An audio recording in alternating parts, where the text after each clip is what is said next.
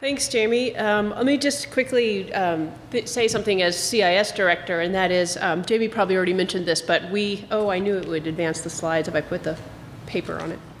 That we ran a big food security series in the spring quarter, and so we have all of the talks from that series up on the CIS website, and then also a website made by one of my undergraduate classes on food security and urban agriculture with a special focus on issues in Chicago and on the South Side.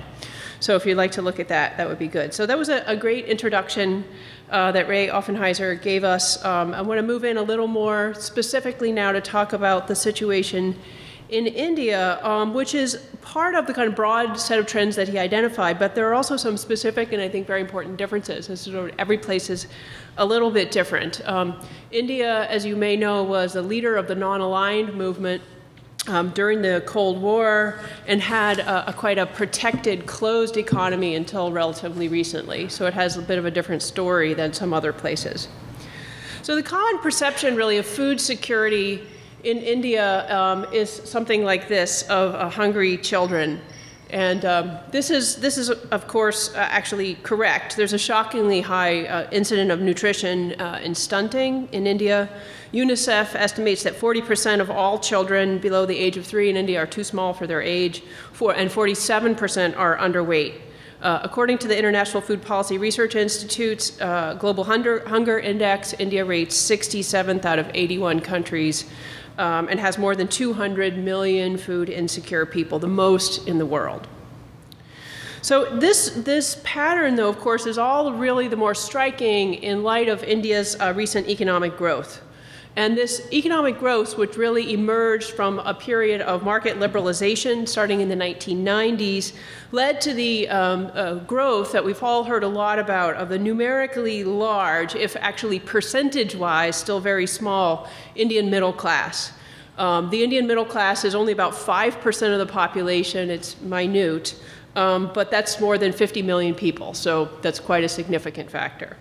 So this new affluence has in many ways really changed the face of India. And for those of us who are working in India, I've been working in India for almost 30 years now, it's shocking, actually. It's like another country in so many ways. There's a kind of growth of a cosmopolitan consumer culture from almost nothing to really international levels in just 20 years. And this new affluence has changed the face of India's cities, a kind of internationalization, greater purchasing power.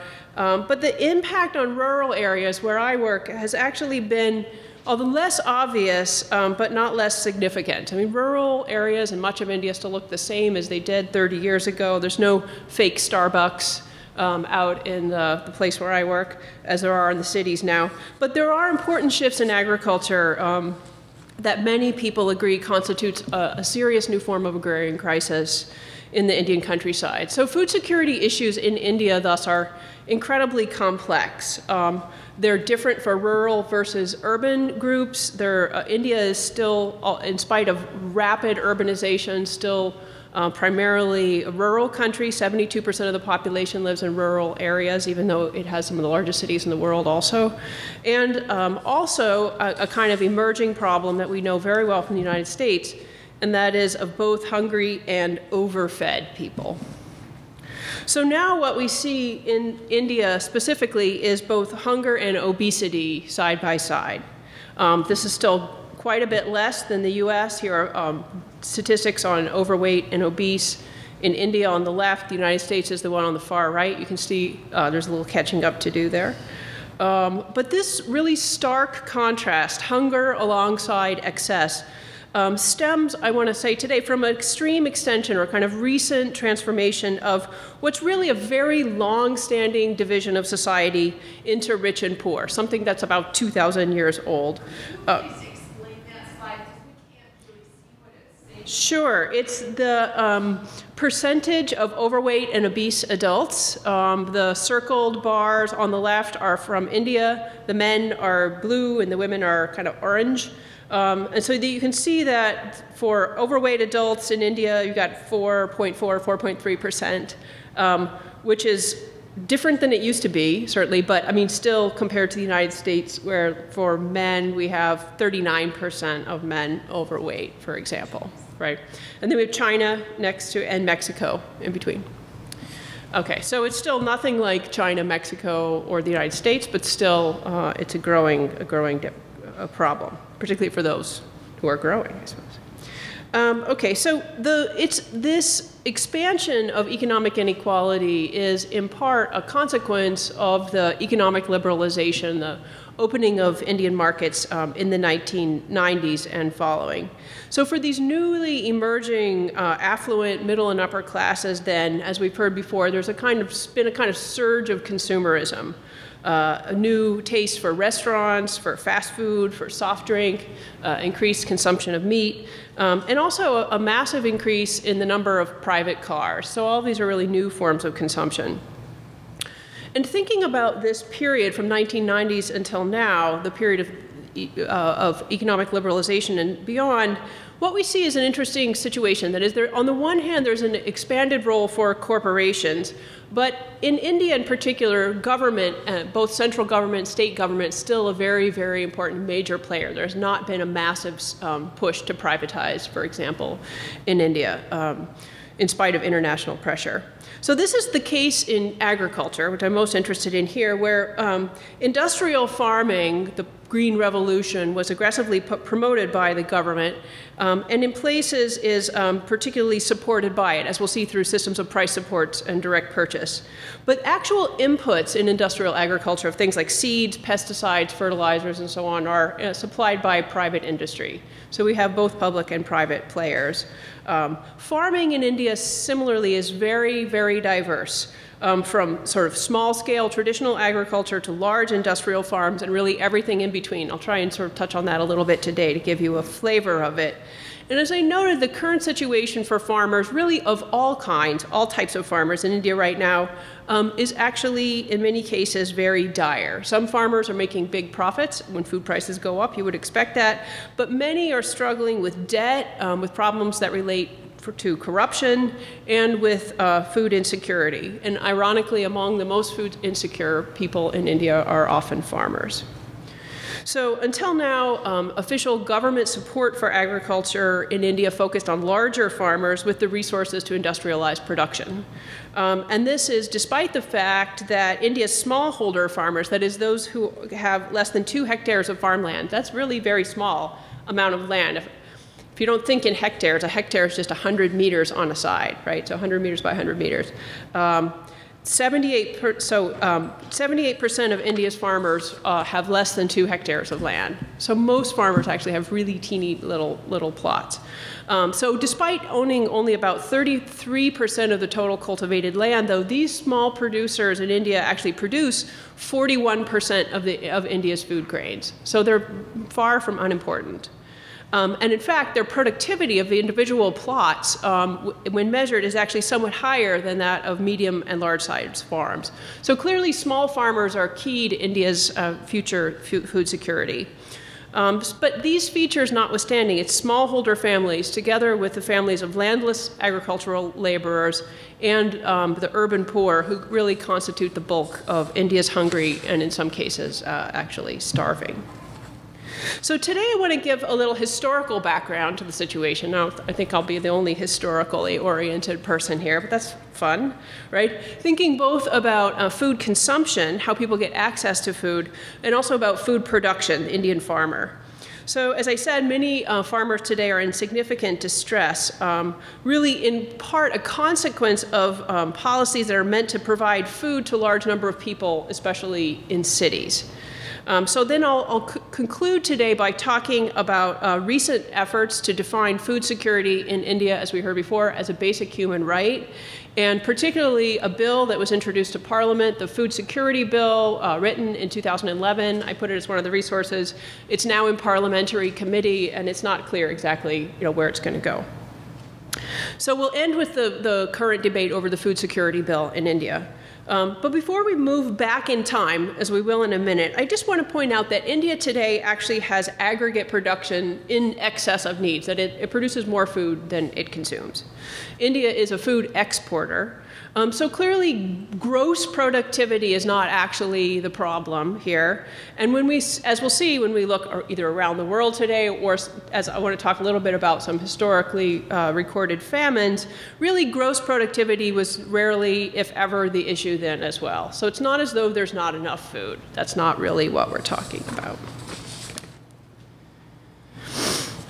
So here's a little outline of where we're going today. I want to avoid giving the impression, by talking about famine and crisis all the time, that India is and has always been in crisis, right? Of course, this is not my point, right? Most of the time, things roll along very peacefully and without any major problems. But it's looking at the periods of crisis and the kind of responses to them, and the ways in which both those who suffered and those who were in charge dealt with it, I think is very interesting and a kind of useful way to compare historical periods and think about how we've come to the situation in which we're in now.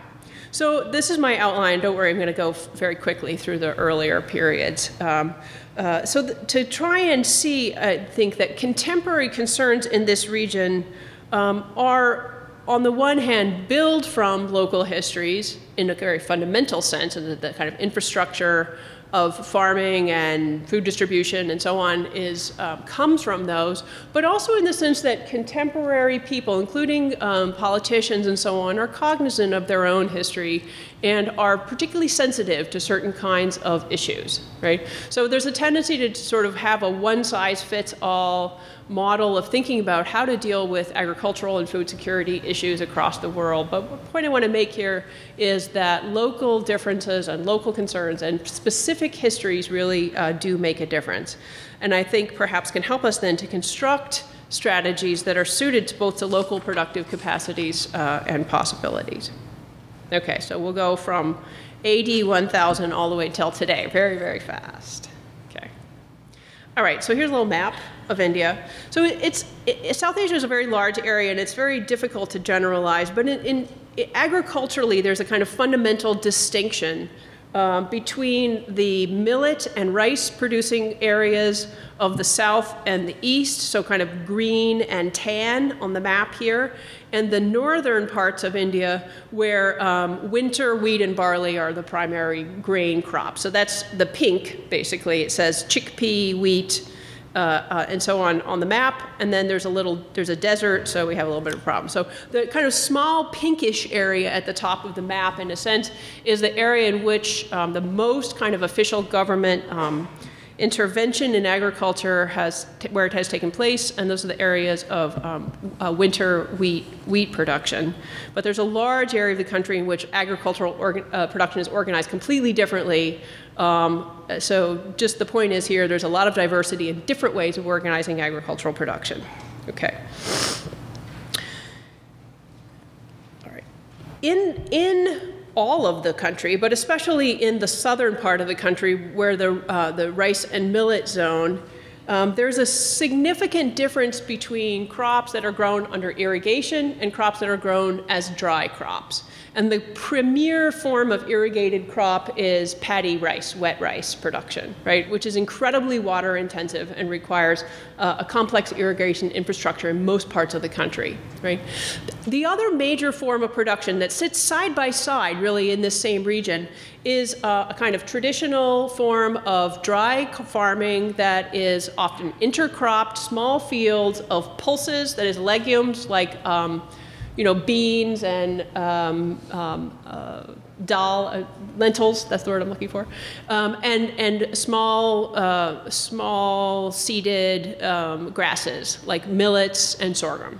Okay, so the production of pulses, millets, sorghum, and also oil seeds, so like sesame and sort of oil-rich seeds that are used to make oil for cooking, is actually a very important part of the food security story that we're going to talk about. Because up till now, attention has been paid primarily to staple food grains, wheat, rice, maize to some limited extent, but especially wheat and rice, right?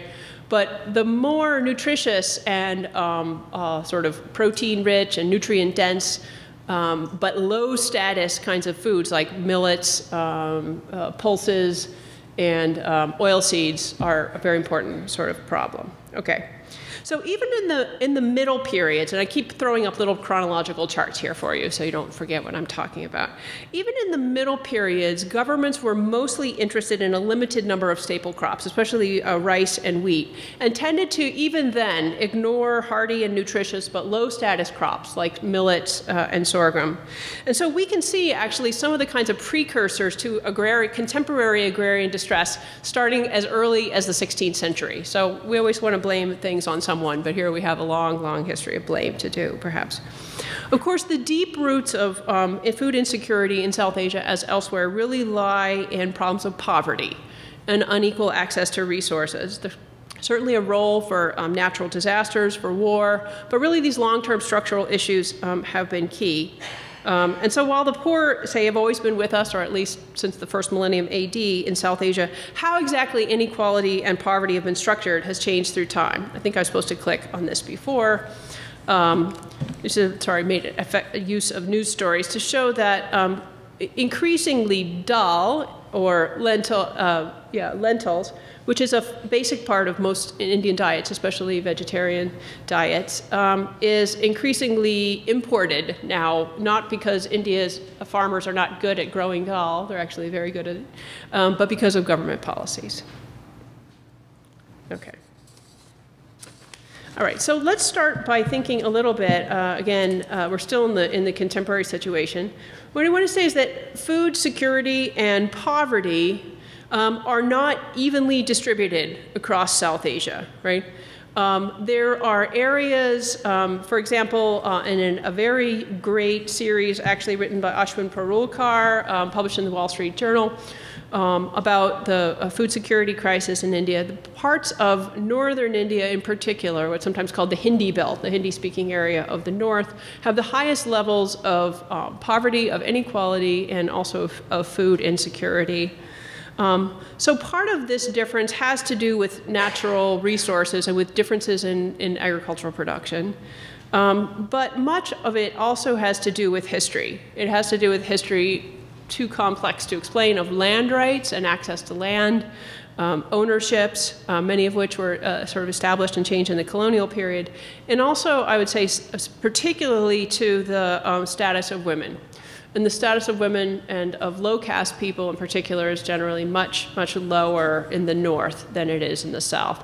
So Parulkar, in his study, for example, you see the kind of blue, greenish states in the south, Kerala and Tamil Nadu in the far south. These are what he refers to as the best rural districts. So this is the area where child malnutrition on the left is the lowest, underweight and wasting are the lowest, and the orange areas here are the area that he focuses on in his story, in which malnutrition, underweight, and wasting are the highest. It's also worth pointing out, sorry, I don't want to give you too many graphs and figures, but that government spending on health as percent of GDP is actually really quite low in India. So if you see, India is the orange line in this upper left-hand graph.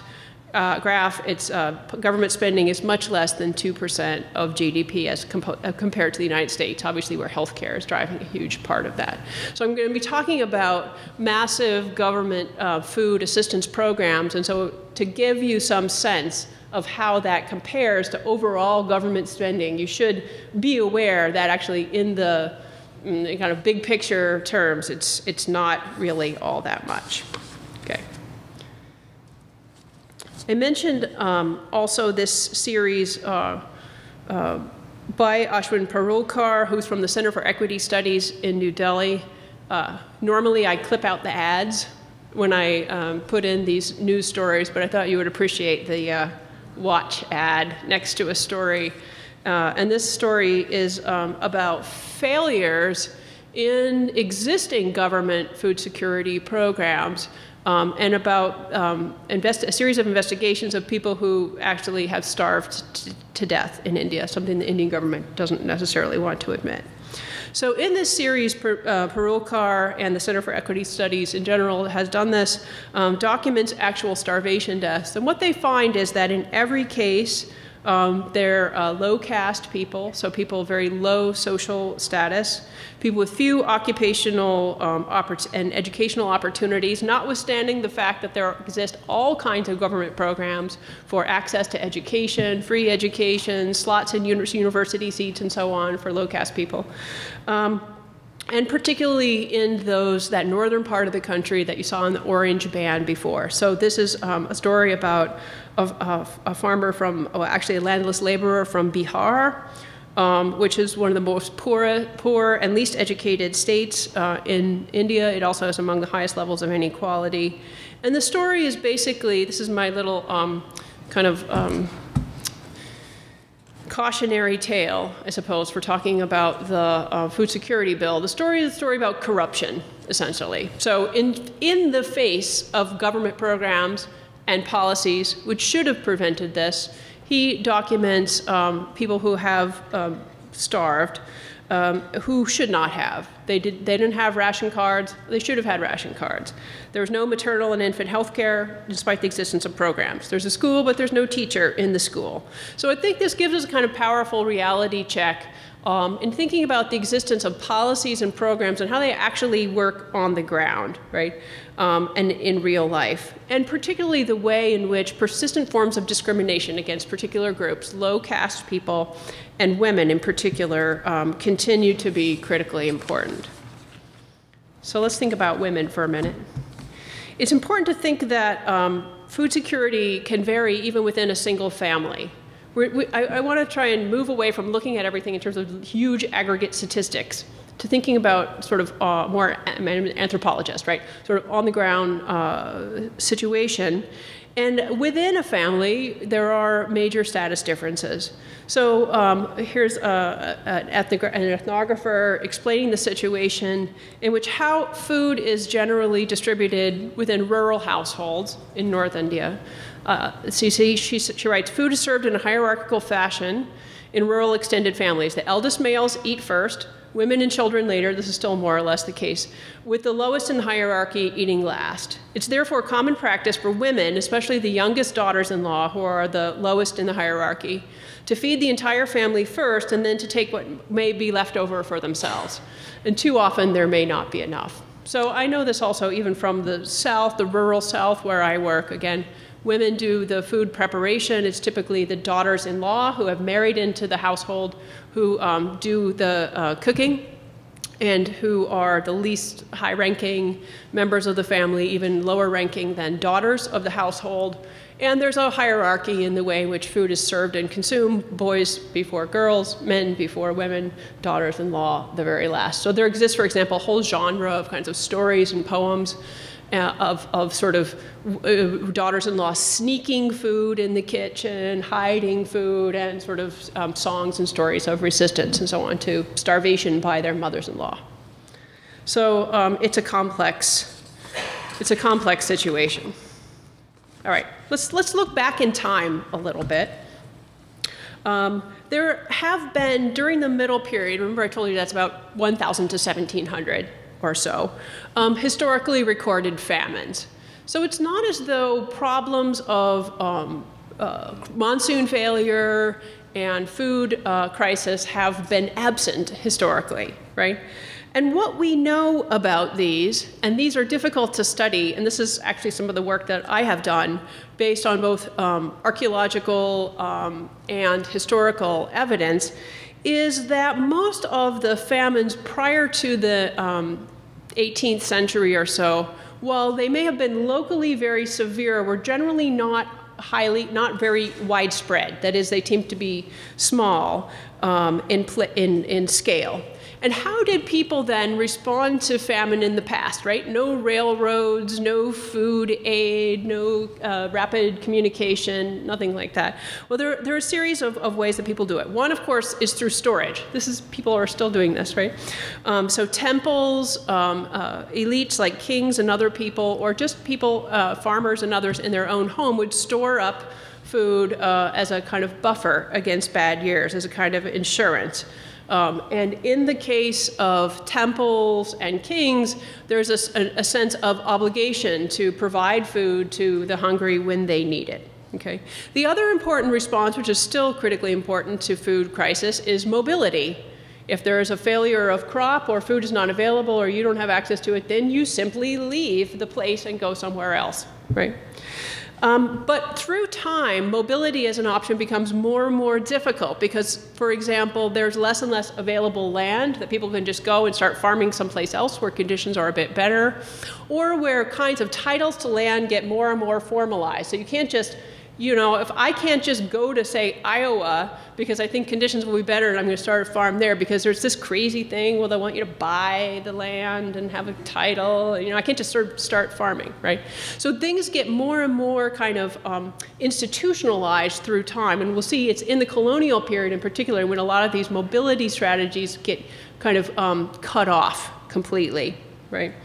And as title to land gets more difficult. So at all times from, you know, the beginning of agriculture till now, for farmers, there are recurrent themes, sort of persistent issues in dealing with agricultural success and food security. And these are, of course, access to land, access to water, and in South Asia in particular, access to both manure and traction. That is, animal manure for fertilizing fields and animals for plow. So that means basically livestock. So land, water, livestock, and of course labor. Okay. So in the middle periods then we begin to see urbanization and commercialization that introduce markets. And once markets are in place and cities are in place, then there's a world we recognize very well. Non-producers have to suddenly buy food. And that, at that moment, then, your food security becomes reliant upon your purchasing power. Okay? But it wasn't always like that. So typically, then, farmers were always the most food secure, especially, oddly enough, small-scale subsistence farmers, because they're growing food, and if they can't sell it, or their price isn't right, or there's a problem, there's a great thing that you can always just eat it, right? So farmers have a kind of safety net built in that urbanites and people without access to agricultural land typically do not. Why am I telling you this? I'm telling you this because the situation now has flipped completely, so that farmers are, in a sense, the most, and landless laborers and others, among the most food insecure. So how has that come to be? Right? That's a process that already started, as I said, in the 16th century. Cities, markets, cash economies is not an invention of the British. It was there for a long time. So problems of access have always been at issue, really, in thinking about food crises. So this problem of access, how people who are not actually growing food get access to food, is what we've already heard about the work of the economist Amartya Sen, who is a Nobel Prize-winning Indian economist, became very famous for his studies of an early 20th century famine in Bengal. But what Sen referred to was a notion that he called exchange entitlements, right? So I think of this as kind of purchasing power plus, because exchange entitlements is not just how much money you have. That makes a big difference, of course. But we all know that there are other ways that people get access to resources besides having money, even in highly monetized economies. And those are things like your kinds of social relations, your networks, the networks of obligation. So in pre-colonial periods, we have situation in which kings, temples, landlords, for example, had certain kinds of moral obligations to support people. It doesn't mean that they always did what they were supposed to do. And that constitutes a kind of exchange entitlement for someone who's hungry. There are a series of service relationships. So, for example, the village barber who would provide haircuts and so on to everyone in the village, and then in return was entitled to a share of the crop rather than cash.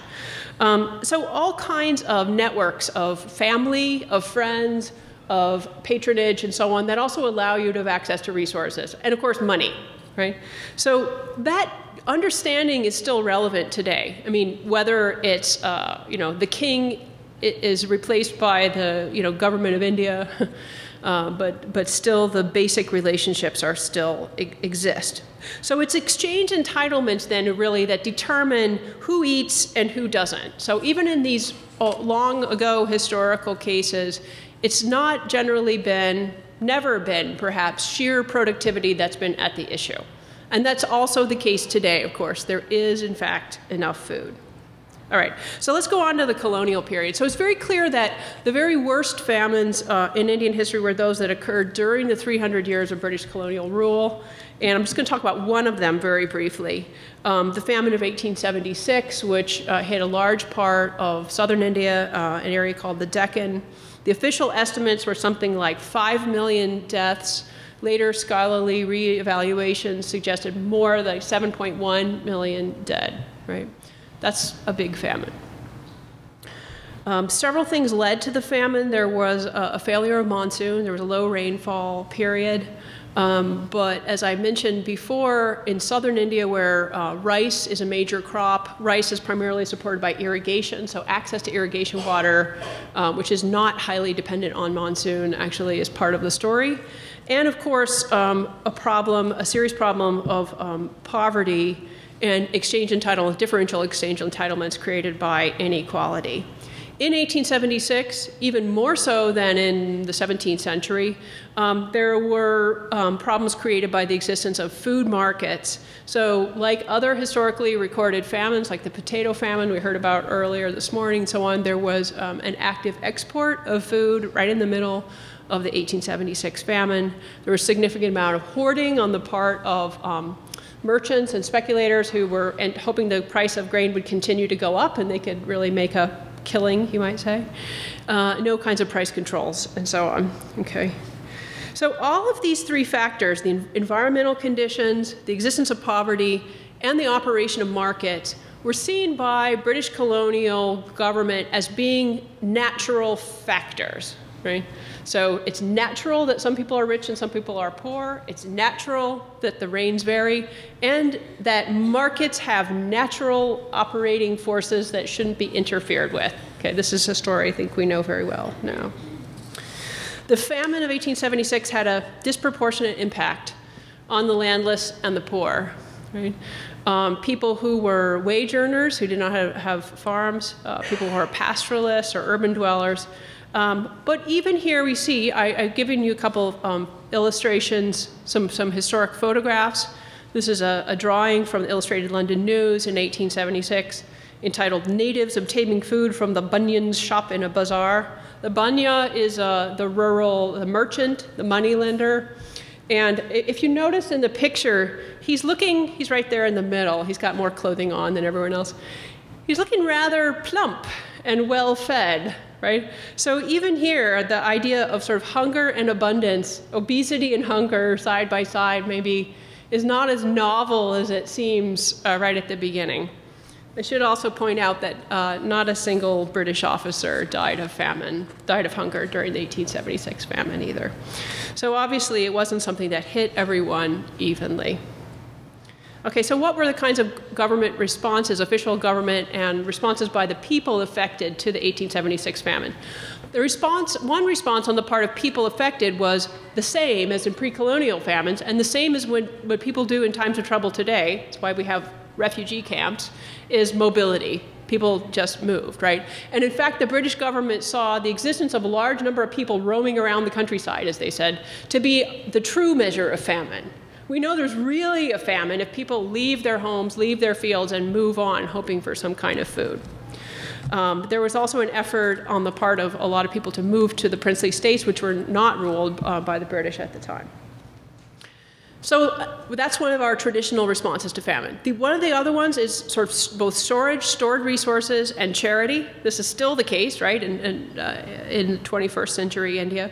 But it was a very late start. The British were very reluctant to pass out food and felt that it was wrong. There was an attachment to a kind of laissez-faire economic organization, kind of free market ideology that argued that it would be interfering with the natural laws, both of demography and of the market.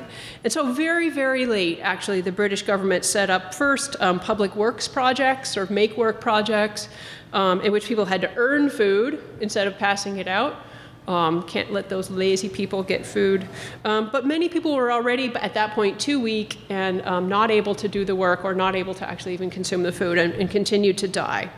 The government did finally set up kitchens. You can see a picture of one At the top, a feeding camp, but really it was too little, too late. There was no change in supply. A lot of, as I said, food was still being shipped out on the newly constructed railroads to places that had even higher prices than this famine-hit area, but that's the natural operation of the market, so you can't do anything about that, right?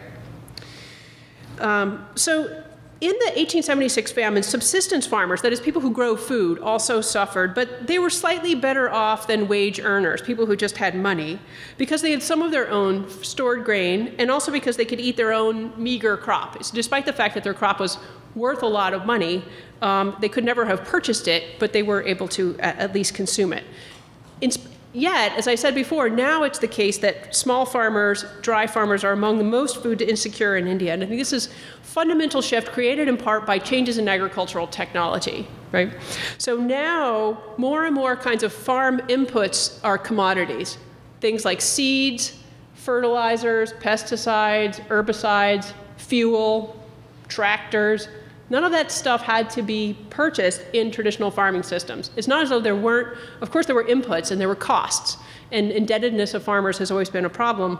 But now farmers are as linked to markets as everyone else because of changes in the way in which agriculture has been organized. So there may be then some possible insights from historical studies of famines to the problems of contemporary food insecurity. To see that for a long, long time, first of all, food systems has been very complex, right? They include natural factors like soil and rainfall, but these are critically mediated by agricultural and environmental practices, as well as by things like poverty and purchasing power. Also, things like social networks, like gender, age, caste, so on, are also important then and are still important now. And then finally, all of these kinds of complex factors are influenced by government policy, whether these are traditions of charitable feeding from temple storehouses or the idea that markets must be allowed to operate unimpeded regardless of human consequences. Whatever, that makes an impact.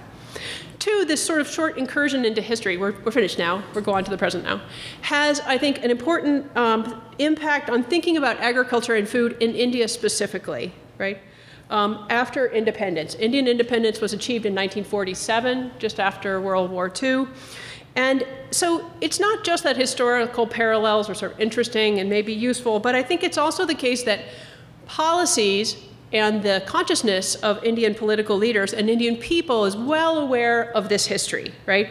And this history and people's reactions to it have clearly influenced government policy. Okay. So if we look at the period now post-independence, after 1947, again, a complicated period, but what we see briefly in this period in the 1950s and 1960s is a tremendous enthusiasm on the part of newly independent India for technology, for science, and for industrialism. This is something that was happening in a lot of parts of the world, of course. Here you can see the first Prime Minister of independent India, Jawaharlal Nehru, addressing the audience at the opening of the Bakra Nangal Dam, a huge, huge dam project that was constructed in the 40s and 50s.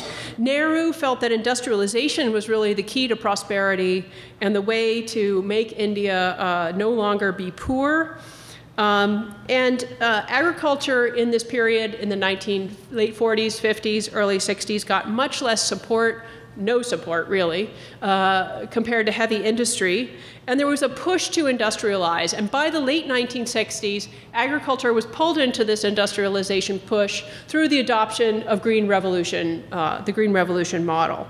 So it was especially the historical memory of famine and the humiliation and embarrassment that Indian government leaders felt by having to import food, especially from the United States, that they were not on very friendly terms with, through the 1950s and 60s, a period in which massive amounts of US grain were shipped to India under Public Law 480, a period that was sometimes called ship to lip. So food comes in on the ships, immediately consumed. That was a period of great embarrassment and humiliation for leaders of a newly independent country who wanted to be self-sufficient. So they adopted Green Revolution models, and in 1966, 1967, the first high-yielding varieties were introduced. And the area in which this took place was primarily, although not exclusively, in the northwest. You remember that kind of, I think it was pink, the wheat growing area way up in the north and western parts of the country, and particularly in the state of the Punjab. So the Punjab became a kind of poster child for the success of the Green Revolution, and the Green Revolution was very much dominated by industrialized production of wheat in this area. But remember, there's a whole other part of the country in which wheat is not part of the picture, right? So following decolonization, there was some land reform. There had been concentration of a lot of land in a few hands under large landlords. There was, I think, a failed opportunity to redistribute land more broadly to farmers. There was some a weak bill of land ceilings, which are widely flouted. So rather than large-scale land reform. So some of the forms of rural inequality that we see from the days of the British continued with powerful landlords who have many tenants and lots of landless laborers. And it's a situation which has been improving, but not probably fast enough, right?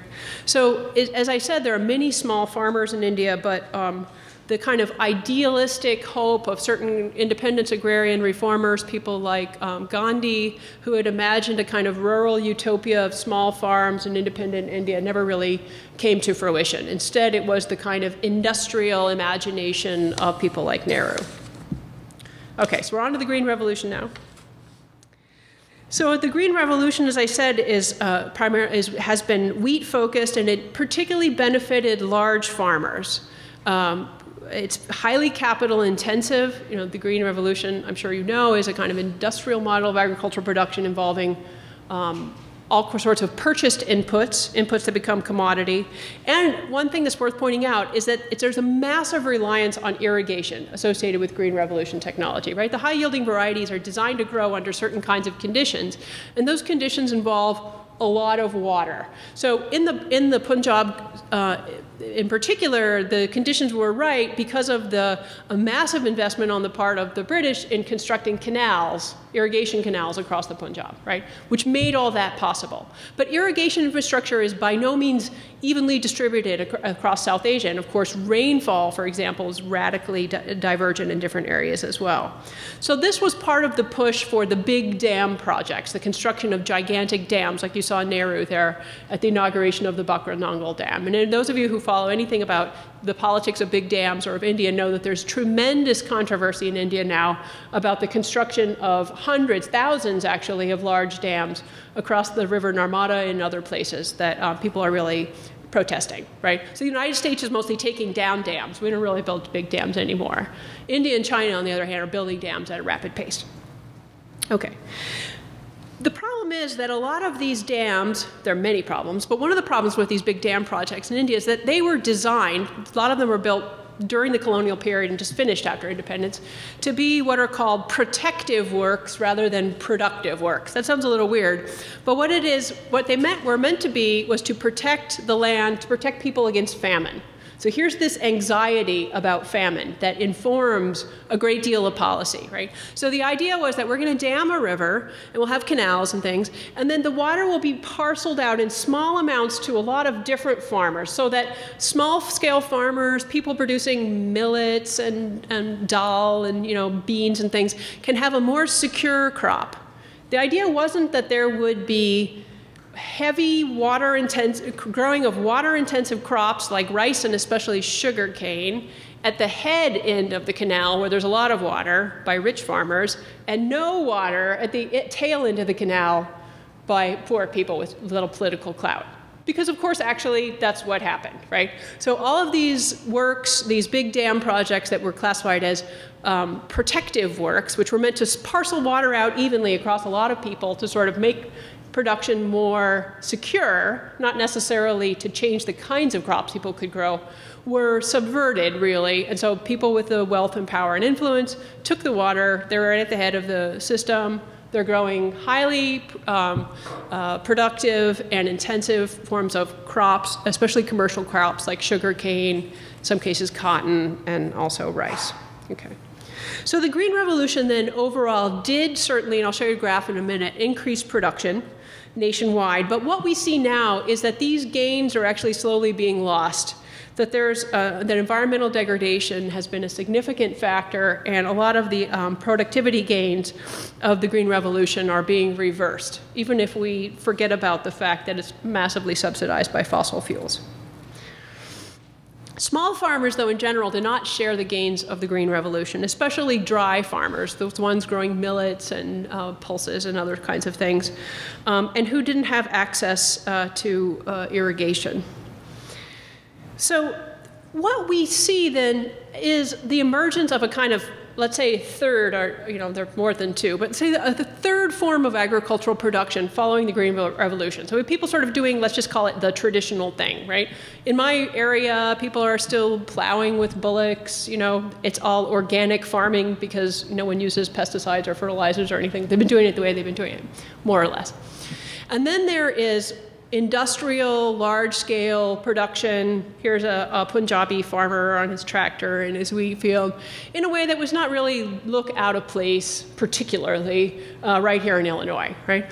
But a third form emerged, and that's a kind of a new form, kind of a quasi-Green Revolution form in which farming is done using industrial inputs, but without the support of water, without the support of irrigation. And the classic case here are cotton farmers, especially in the dry parts of southwestern and central India. So cotton farmers, dry cotton farmers, use hybrid seeds, sometimes GMO seeds. They use commercial pesticides and fertilizers, but tend to have a very poor access to credit, so they tend to be deeply in debt. So if you buy stuff, you have to have money, right? Sort of rule. I'm not an economist, but even I know that. If you buy things, you have to have money. You have to have money up front, also, for farmers at the beginning of the season. And so what that means is borrowing money. But it's a very poor banking infrastructure, so remember that Banya, that nice plump fellow in 1876?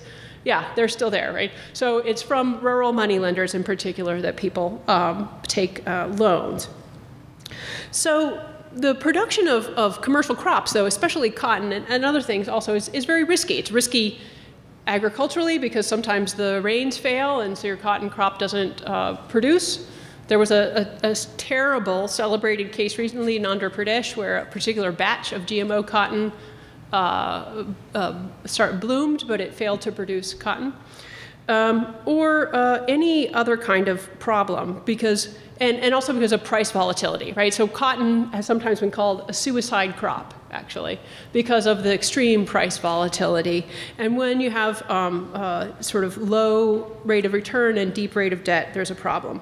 So this debt crisis plus price volatility has led to, as I'll talk about in a minute, a huge rash of farmer suicides across India. Thousands, some people say 200,000 farmers since 1997 have committed suicide. This is a talk in itself. I don't have time to say everything about it, but I should note that the locations of farmer suicides up till now have traditionally been in the parts of the country, those dry farming areas where people are growing hardy grains, millets, and oil seeds, right? So those are not part of government price supports or food distribution systems, right? So remember the news story, India's dal is no longer from India, right? The government food systems that I'll talk about are all about staple grains. They're not about millets, they're not about lentils and so on. And so it's those farmers who have turned to these sort of more risky forms of sort of quasi-industrial farming like cotton. And of course, trying to get a better life and make a better future. So there was, as I said, this rash of farmer suicides. It's not over. I mean, it's still going on. Every 12 hours, one farmer commits suicide in India. And this is in the part of the country where I work, and I know very well, where marginal kind of dry farmers in the south, in the west, and in central India.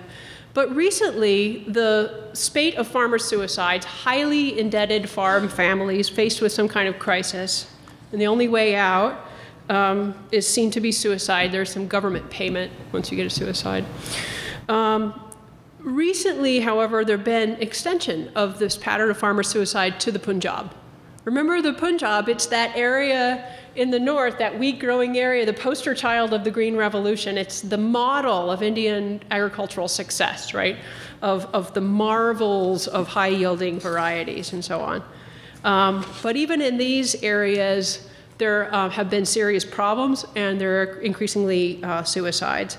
So some of the kinds of problems that are being experienced now in the industrial agricultural areas in the north and west are falling productivity of crops due to soil depletion, due to waterlogging and salinization. That's a consequence of improperly applied irrigation water. Insect resistance to pesticides. This is what people sometimes refer to as the pesticide treadmill. So it's great to be in business as a pesticide producers because insects are really good at getting resistance to pesticides. And so then you have to keep changing your pesticides. Oh, 1 minute, okay.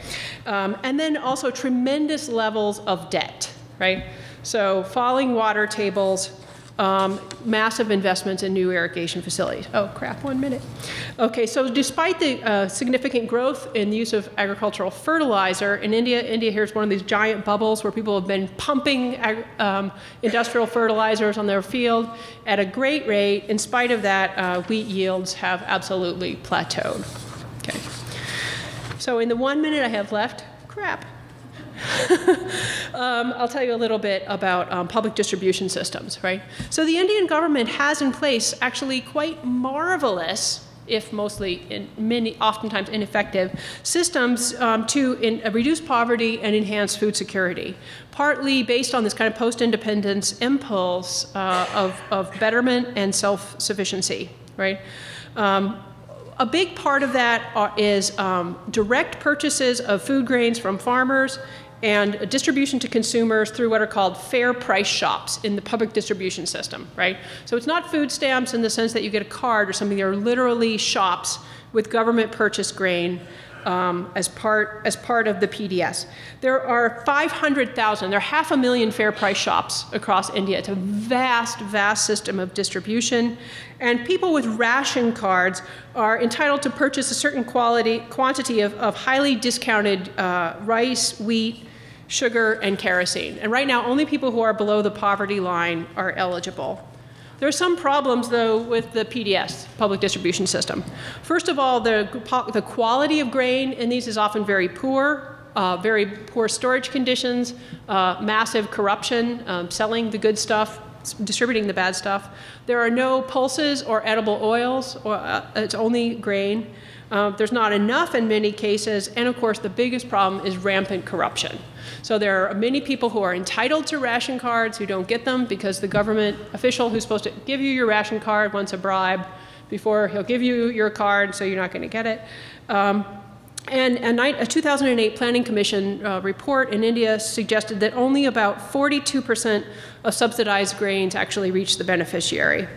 Right? On the other hand, so the public distribution system is noble and amazing, but also a mess. There's no more famine, though. And this is not a matter of increased productivity, as we know. But there is, in fact, better and more consistent access to food based on a national consensus that this is the right thing to do, right? So we have a clunky, a corrupt, and problematic public distribution system, but there's no doubt that it has saved many people from extreme hunger. Okay, so we'll just end here on the food security bill. I'll go over 1 minute, sorry, Jamie, to tell you about this. So we've had both a kind of success and failure, and the food security bill is an effort. It's being promoted by the Congress Party, which is in power right now, although rather a little bit at risk. It was proposed in 2011. It's one thing I posted you should really look at. It's quite an amazing document. It's in committee right now, and it stems in part from a series of public litigation cases that we don't need to think about. But the goal of the National Food Security Bill is to enable assured economic and social access to adequate food for all persons in the country at all times. And you don't need to read this, But the point I want to make from this highly edited preamble to the Food Security Bill is it's based on the idea of food as a basic and fundamental human right. And it lays out in great detail where this right comes from, both in terms of the Universal Declaration of Human Rights and also in terms of the kinds of rules of the Indian Constitution itself, right?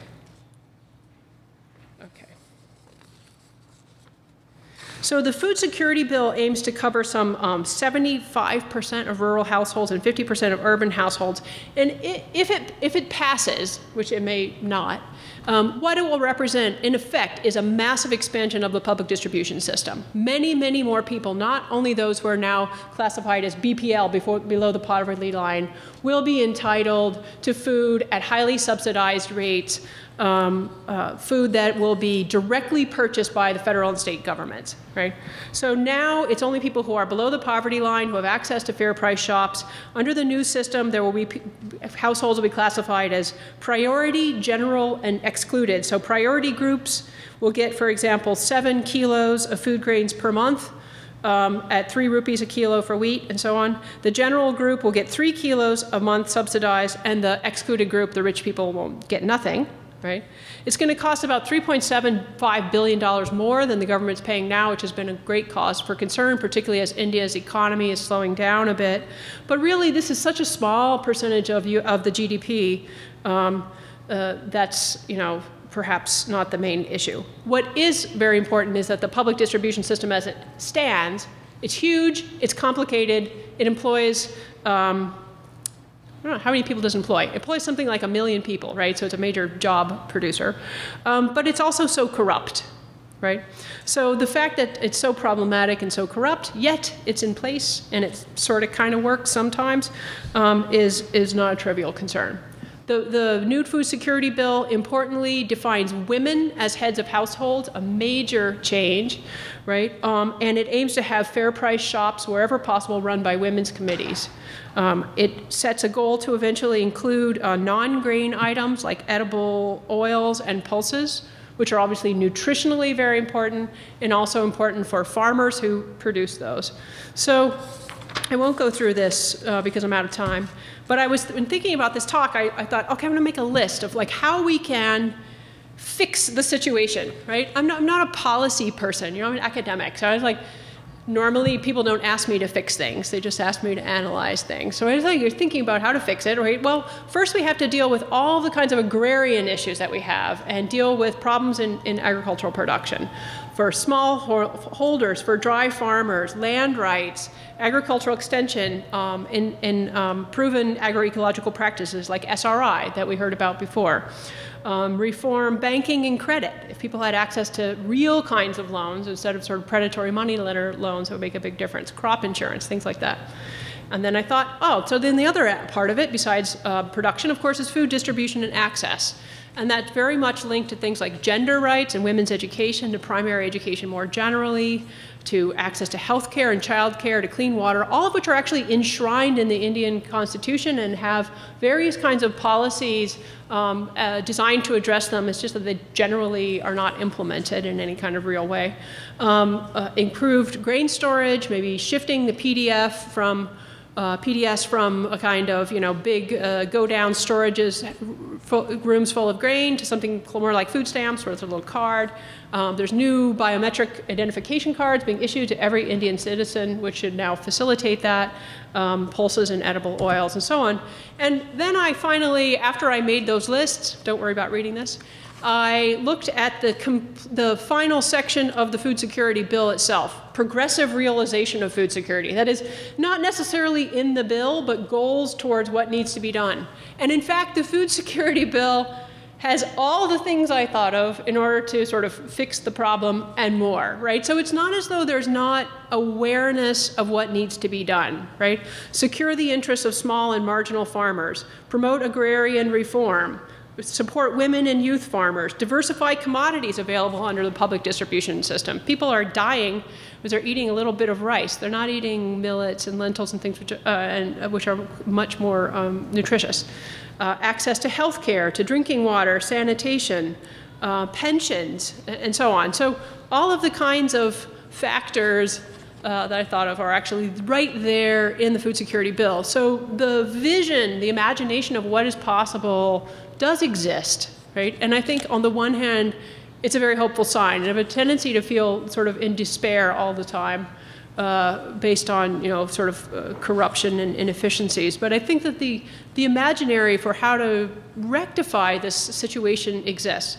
And I close as my last slide. I close because I wanted to, again, think about the issue of real people. When we have a discussion like this, and when we had our food security series in the spring, we tended to talk about 200 million people hungry, big numbers, scary figures, and so on. And you don't know this, of course, but these are people I know. These are people, I took these pictures, they're not from the internet. Here's my team in the field. So you can see me looking a little more scruffy next to the car, and our team from the village with our American students and our Indian students and our workers who are all poor, landless laborers, no access to fields, who live on a daily wage, who buy their slightly rotting grain sometimes in the fair price shop and so on, and who are the ones who actually have to live this future. Thank you.